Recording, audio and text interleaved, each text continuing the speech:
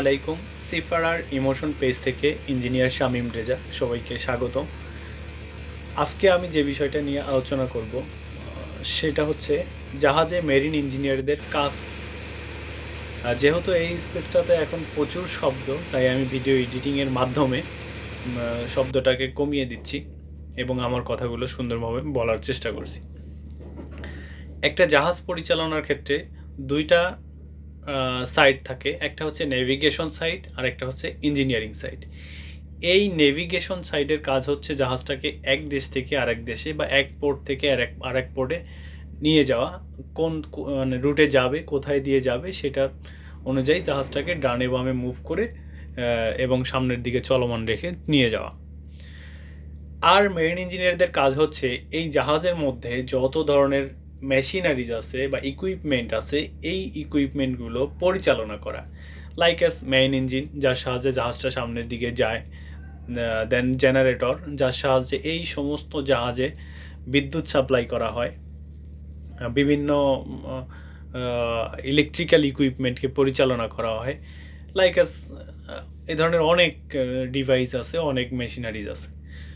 তো এই যে মেশিনারিজগুলো আছে, এই মেশিনারিজগুলোর শিডিউল মেইনটেনেন্স, স্টপিং এবং হচ্ছে এর রক্ষণাবেক্ষণ, কোনো প্রবলেম হলে সেই প্রবলেমটাকে জাহাজের মধ্যে সলভ করা, তারপর হচ্ছে কোনো প্রয়োজনীয় কোনো কিছু তৈরি করতে হলে জাহাজের মধ্যে তৈরি করা। এজন্য আমাদের বিভিন্ন সহযোগী ব্যক্তি আছে বা পোস্ট আছে, যেটাকে যেমন আছে ইলেকট্রিক্যাল ইঞ্জিনিয়ার, ইলেকট্রিশিয়ান, ওয়েল্ডার কাম ফিটার। আর ইঞ্জিনিয়ারদেরকে আমাদেরকে হেল্প করার জন্য আমাদের পার্সোনাল অ্যাসিস্ট্যান্ট, যাদেরকে ওয়েলার বলা হয়, ওয়েলার। তো এই যে সময়ের মধ্যে আমরা জাহাজে চাকরি করি, এই সময়ের মধ্যে আমরা দুইটা পার্টে ডিউটি করি। একটা হচ্ছে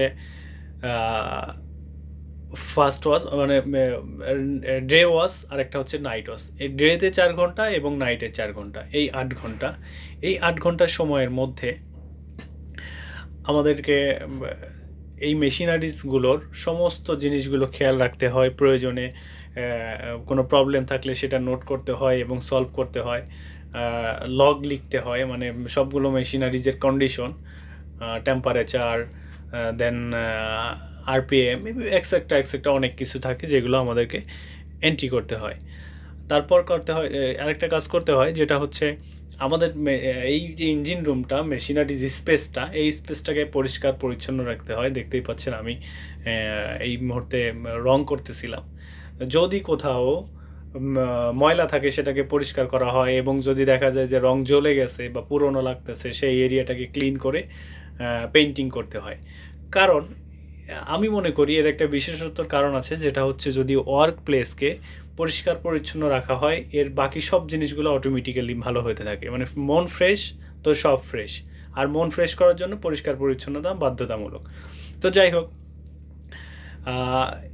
এই যে জাহাজটা পরিচালনা হচ্ছে, এর যত প্রকার মেশিনারিজ আছে, যত প্রকার ইঞ্জিনিয়ারিং টার্মস আছে, সব কাজ মেরিন ইঞ্জিনিয়ারদের করতে হয়। যাই হোক, সবাইকে ধন্যবাদ কষ্ট করে আমার ভিডিওটা দেখার জন্য। আর আমি বলবো যে এরপরে কী ধরনের ভিডিও দেখতে চান আমাকে যদি জানাইতেন, তাহলে আমি সেই ধরনের ভিডিও আপনাদের কাছে উপস্থাপন করতাম আমার এই পেজের মাধ্যমে।